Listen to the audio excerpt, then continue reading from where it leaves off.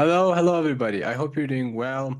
I'm very excited to announce that this is the first episode of the Virtuous Machines podcast where I am hosting a guest. It's also the first episode that the content is in the form of video. Now, that means that from now on, I'll be publishing the content of Virtuous Machines on the podcast dedicated YouTube channel. But since the podcast originally started in audio format on Spotify, I will continue publishing the audio of the episodes into Spotify as well. Now, before I introduce you my guest, I want to let you know that I'm aware that there are a lot of imperfections when it comes to the video format of the podcast. I'm aware that the video quality, the sound quality, and the background aren't perfect, although I try to make the background pretty for you. But in all honesty, this is just a start, and I personally really believe that perfect is the enemy of good.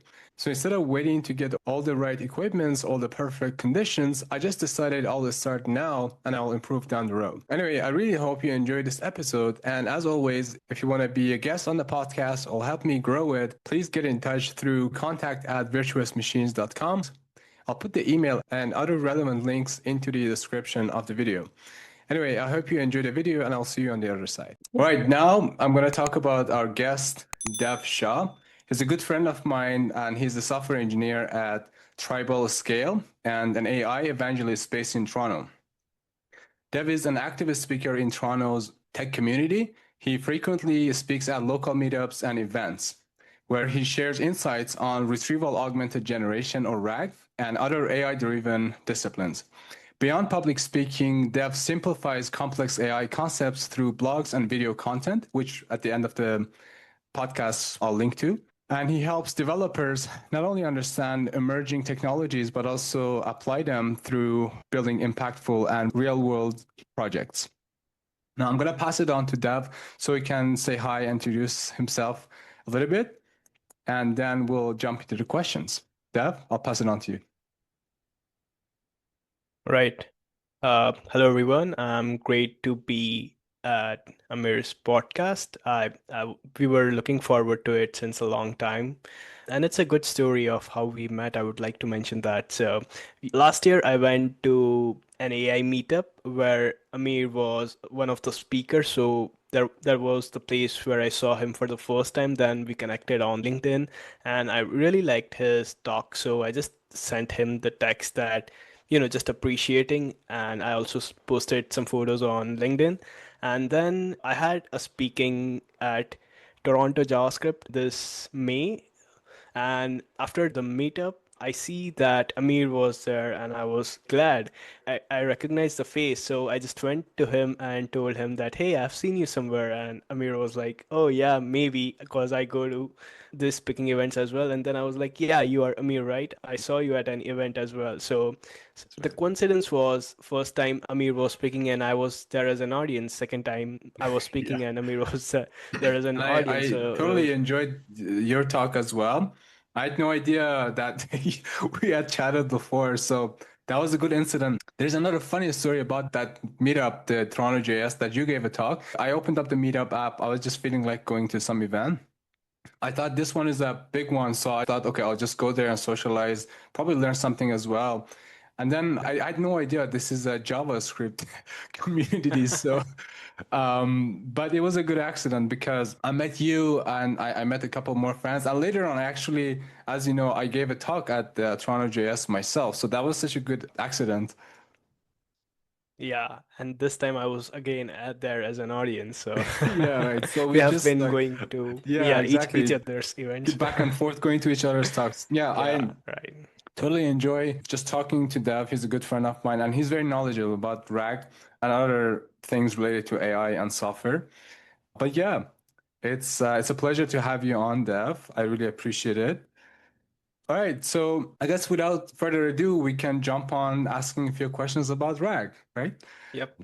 So first of all, can you tell us in simple terms what RAG is and why is it important in the development of AI systems?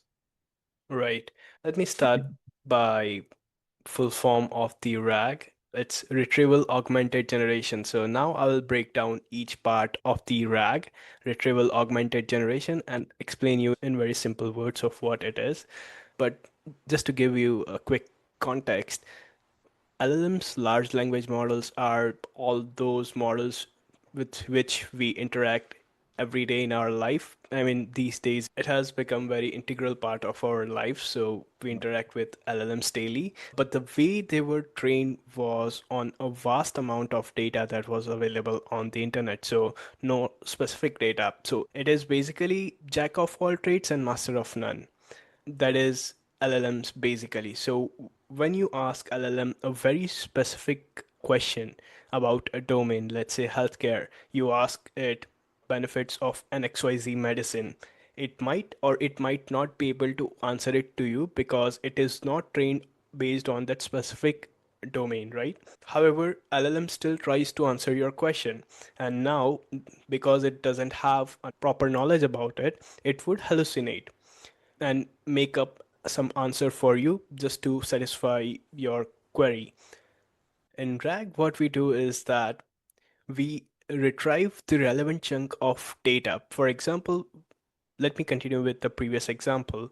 A user asked what are the benefits of XYZ medicine. Now, we would have stored that benefits somewhere in the database. Based on the question of the user, we would retrieve the relevant chunk. So this relevant chunk would have the information of the benefits of the medicine. So first thing was retrieval. Now, since we have the retrieved chunk that has the answer of the user and we have the question of the user, we would augment both of these in a prompt template. So the retrieval, we retrieved the content, and augmentation. So we augmented the content with the question of the user. So retrieval augmented generation. So third part is generation. Now, since we have augmented both of these things, we would pass both of these things to an LLM. Now, the LLM has more context on what are the actual benefits of the medicine, and LLM would be able to craft a specific response for the user. Basically, user can also go to the website and read the benefits, but then when we send this information to LLM along with the question of the user, the LLM would be able to address the specific issue that user asks. So basically it acts as a customer service and it can answer the user's question formed by the grounded response. So now, since the LLM has more context on the question of the user, it would be able to formulate a perfect answer. I see. Okay, I guess to summarize that, that was very detailed and helpful. I've done RAG myself at the personal capacity, so I'm a little bit familiar with it. That was really detailed and helpful. But just to summarize it a little bit, would it be fair to say that RAG is essentially three steps? First one, retrieving. So let's say someone asks a question, then the system is gonna retrieve or pull the relevant data. So if you ask a question about a recipe, it's gonna find things that have to do with recipe. And the way it does it is through cosine similarity and whatnot. So like the way vectors are similar to each other. And then when that chunk of data is pulled, then based on that, the answer is found and then generated by this base LLM. Is that correct? Yeah, that's exactly what RAG does. All right, perfect. Now, I wanted to ask you, what are some of the main real world applications of RAG today? So we know in principle how this looks like, right? But what are the real world applications? In what sectors people usually use this stuff? And what do you see the trend going? Where is it going? First of all, as I already talked about it, that I gave an example of medicine. So healthcare is the sector where this is used or this may be used in future.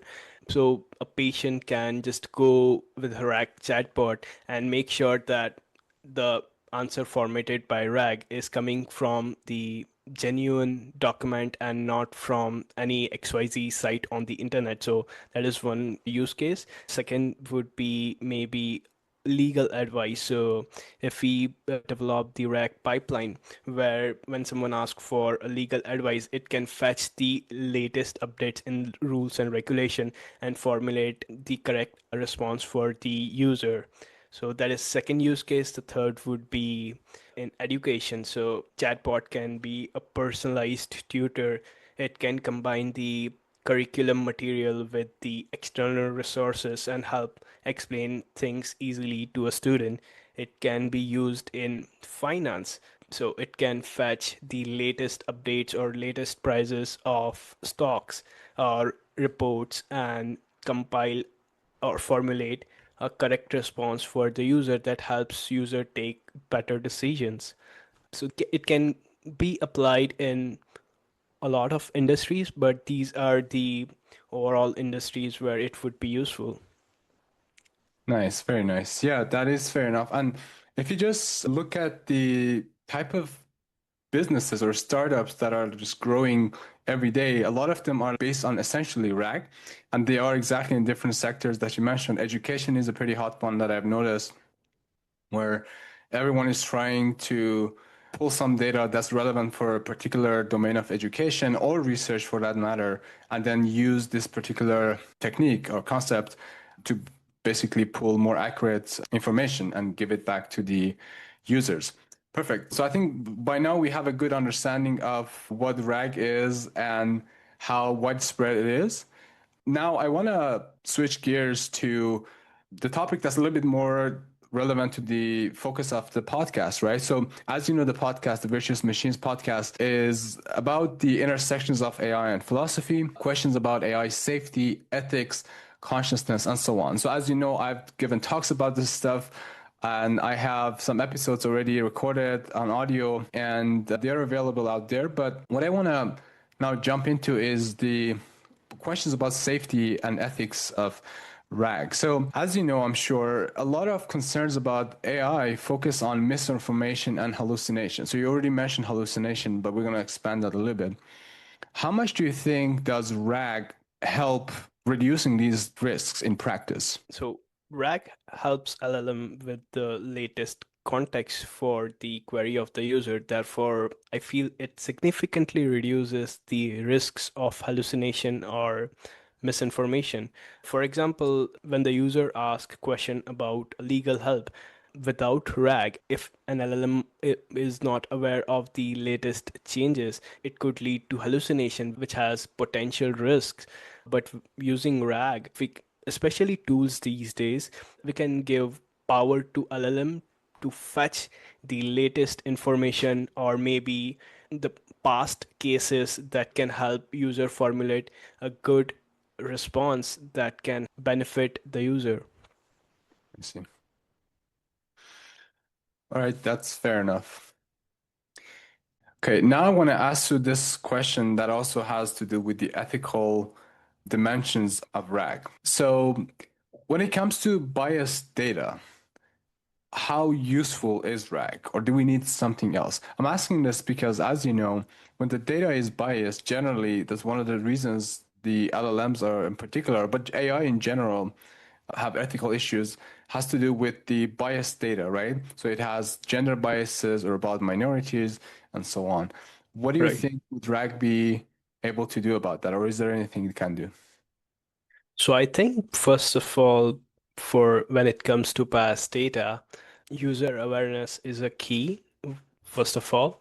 So we need to spread awareness to the user that whenever you get any response from the LLMs, mostly all the tools like ChatGPT, Gemini these days, they show the resources from where they have grounded their responses. So user need to make sure that those resources are genuine.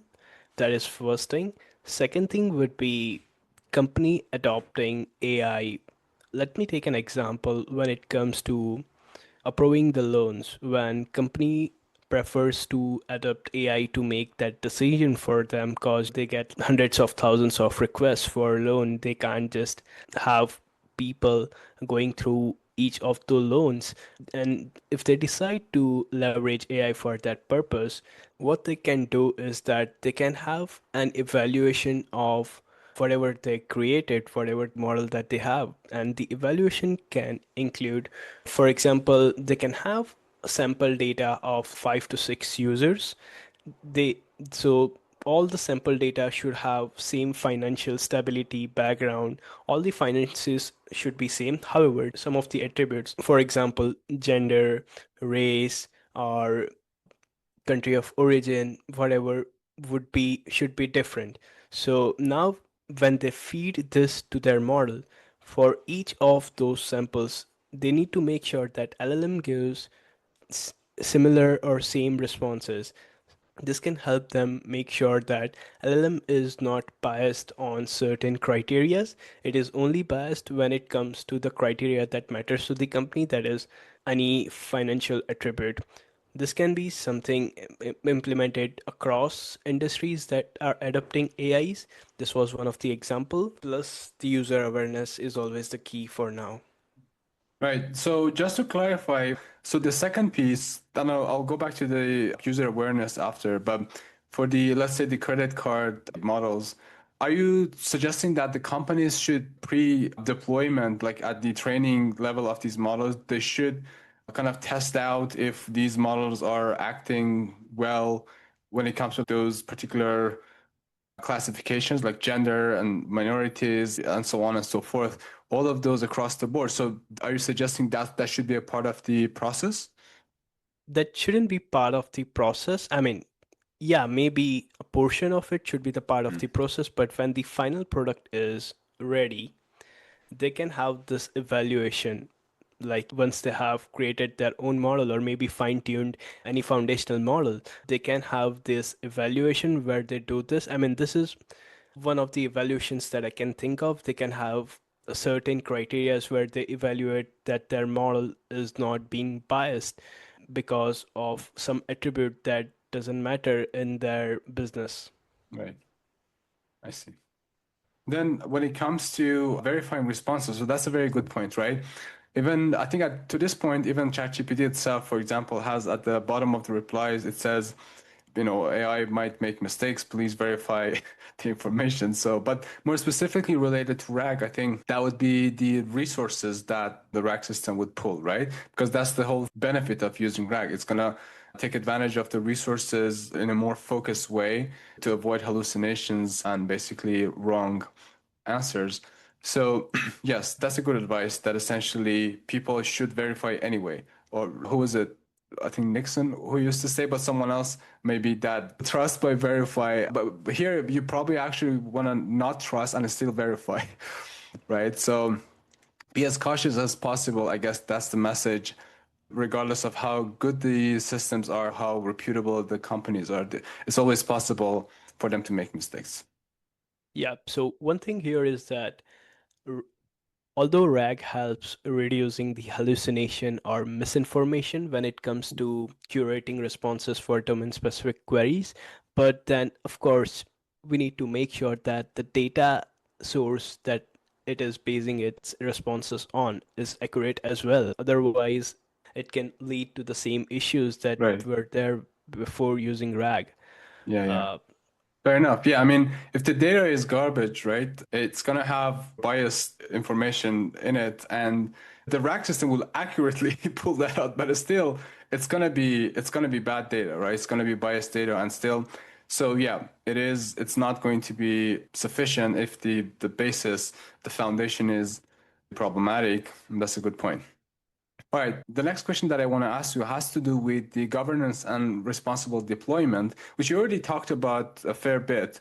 But I want to specifically ask, how can developers ensure the information retrieval layer itself respects privacy, security, and fairness? As a developer, right? So you're not a decision maker, you're not a front-end user. As a developer, what can you do to make sure that the retrieval layer itself respects privacy, security, and fairness?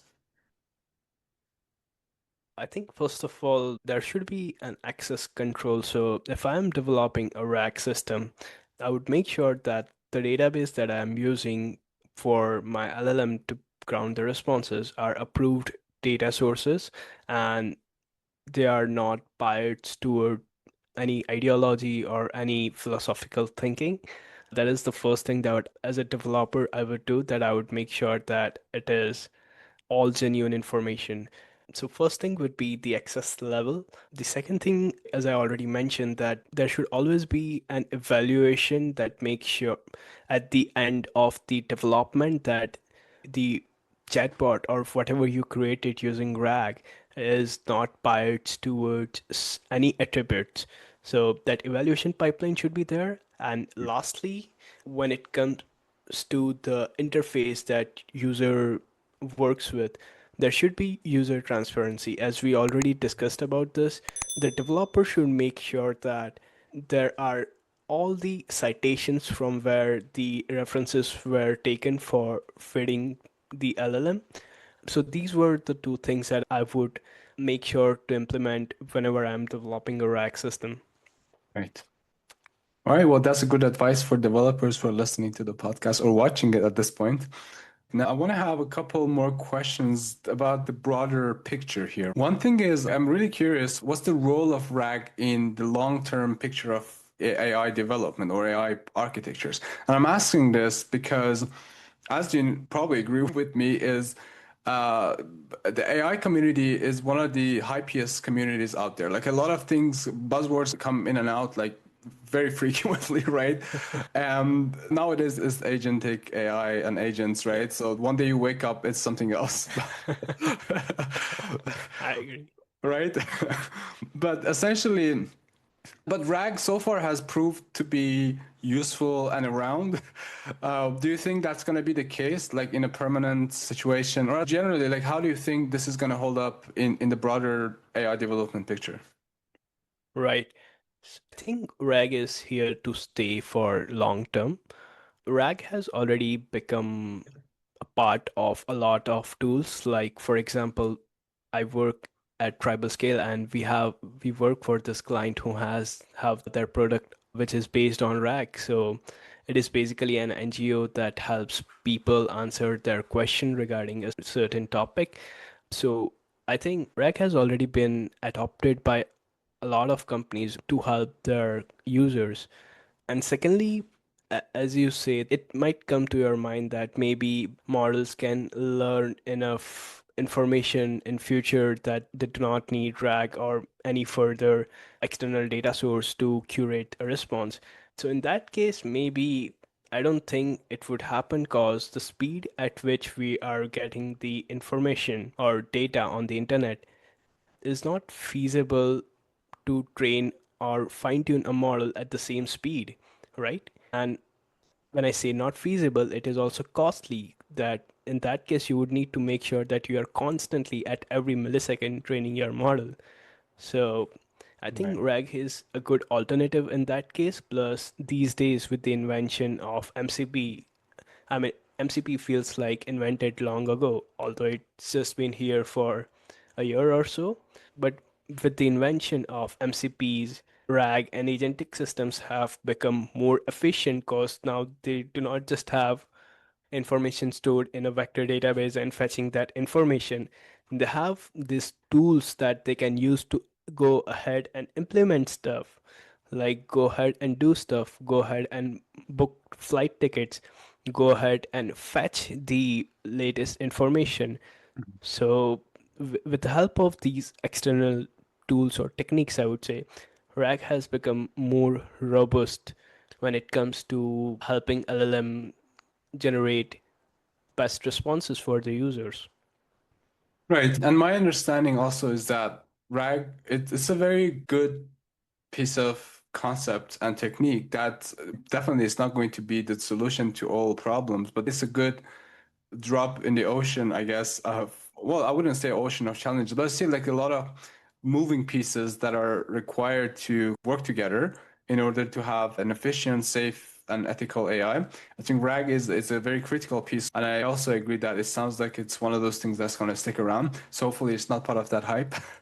I also think that down the road, as model architectures are evolving, the usefulness and the relevance of RAG might be revised, right? Because there might be different architectures that already do what RAG does, even in a more efficient way. Although I'm not aware of anything like that at the moment, but just saying that's kind of contingent on base model architectures.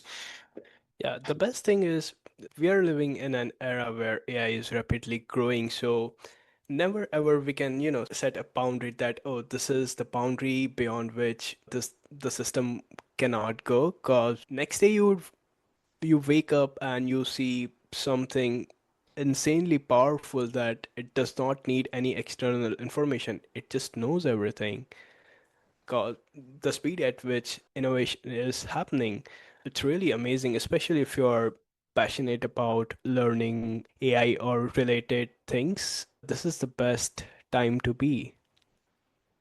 100%, 100%. I mean, as you know, I do talk and research about this stuff more on the philosophical side of things. And you mentioned something that kind of sparked an idea, a thought inside me, that the idea of these models becoming more and more powerful, that they might someday gain some sort of awareness or consciousness, which a lot of people are uncomfortable with, and that's understandable. But again, there's research suggesting that this might be something that would happen down the road, not too far away.